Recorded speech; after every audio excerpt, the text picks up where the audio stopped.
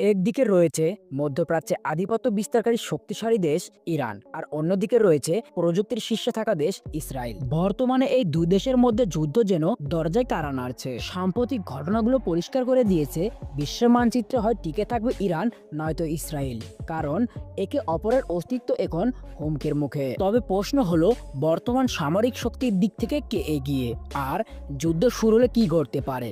জানতে হলে আজকের ভিডিওটি শেষ পর্যন্ত দেখতে থাকুন। প্রথমেই জানবো দুই দেশের আয়তন, জনসংখ্যা ও অর্থনীতি সম্পর্কে।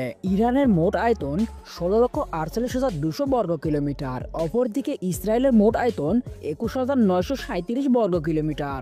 ইরানের মোট জনসংখ্যা প্রায় 9,24,00,000, অপরদিকে ইসরায়েলের মোট জনসংখ্যা প্রায় 1 কোটি। ইরানের মোট জিডিপি 463 বিলিয়ন মার্কিন ডলার, অপরদিকে ইসরায়েলের জিডিপি 538 বিলিয়ন মার্কিন ডলার। ইরানের মানুষের মাথাপিছু আয় প্রায় 5,300 মার্কিন ডলার, অপরদিকে ইসরায়েলের মাথাপিছু আয় 57,380 মার্কিন ডলার।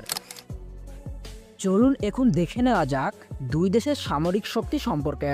ইরানের আর্মি প্রতিষ্ঠিত হয় 1921 সালে, অপরদিকে ইসরায়েলের আর্মি প্রতিষ্ঠিত হয় 1948 সালে। ইরানের ডিফেন্স বাজেট 5.5 বিলিয়ন ডলার, অপরদিকে ছোট দেশ হওয়া সত্ত্বেও ইসরায়েলের ডিফেন্স বাজেট প্রায় 30 বিলিয়ন ডলার। ইরানের নিয়মিত সৈন্য রয়েছে 6,10,000 এবং ইসরায়েলের নিয়মিত সৈন্য রয়েছে 1,70,000। অপরদিকে রিজার্ভ সৈন্য ইরানের রয়েছে 3,50,000 এবং ইসরায়েলের রয়েছে 4,65,000। ইরানের প্যারামিলিটারি রয়েছে 2,20,000, অপরদিকে ইসরায়েলের প্যারামিলিটারি রয়েছে 35,000। যদিও সংখ্যার দিক থেকে ইরানের সৈন্য অনেক এগিয়ে, কিন্তু ইসরায়েলি সৈন্যরা অনেক বেশি আধুনিক প্রশিক্ষণপ্রাপ্ত।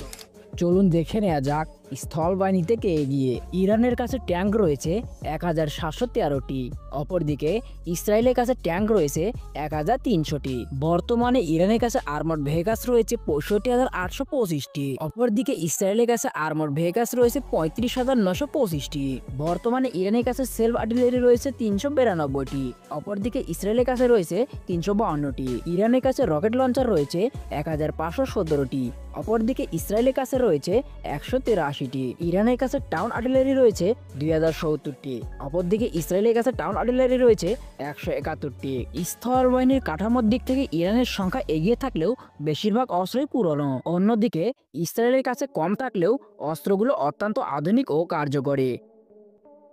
এবার দেখে নেওয়া যাক আকাশপথে কে এগিয়ে রয়েছে। বর্তমানে ইরানের বিমান বাহিনীতে সৈন্য রয়েছে 42,000, অপরদিকে ইসরায়েলের বিমান বাহিনীতে সৈন্য রয়েছে 89,000। বর্তমানে ইরানের মোট এয়ারক্রাফটের সংখ্যা 551, অপরদিকে ইসরায়েলের মোট এয়ারক্রাফটের সংখ্যা 611। বর্তমানে ইরানের ফাইটার বিমান রয়েছে 188টি, অপরদিকে ইসরায়েলের ফাইটার বিমান রয়েছে 240টি। ইরানের কাছে অ্যাটাক টাইপ রয়েছে 21টি, অপরদিকে ইসরায়েলের কাছে অ্যাটাক টাইপ রয়েছে 38টি। বর্তমানে ইরানের কাছে ট্রান্সপোর্ট রয়েছে 87টি, অপরদিকে ইসরায়েলের কাছে ট্রান্সপোর্ট রয়েছে 13টি। বর্তমানে ইরানের কাছে টেনার বিমান রয়েছে 103টি, অপরদিকে ইসরায়েলের কাছে রয়েছে 159টি। ইরানের কাছে স্পেশাল মিশনের বিমান রয়েছে 10টি, অপরদিকে ইসরায়েলের কাছে স্পেশাল মিশনের বিমান রয়েছে 19টি। ইরানের কাছে ট্যাঙ্কার ফিট রয়েছে 6টি, আর ইসরায়েলের কাছে ট্যাঙ্কার ফিট রয়েছে 14টি। ইরানের মোট হেলিকপ্টার রয়েছে 128টি, অপরদিকে ইসরায়েলের মোট হেলিকপ্টার রয়েছে 147টি, যার ভিতরে ইরানের কাছে অ্যাটাকিং হেলিকপ্টার রয়েছে 13টি,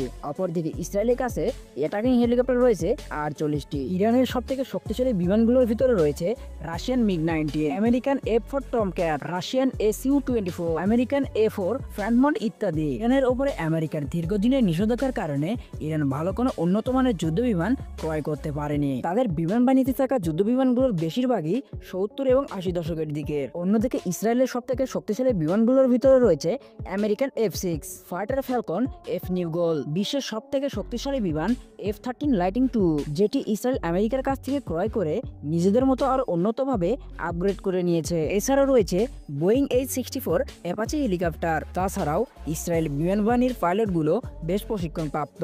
বলতে গেলে ইসরায়েলের সবথেকে শক্তিশালী হাতিয়ার হচ্ছে তাদের বিমান বাহিনী।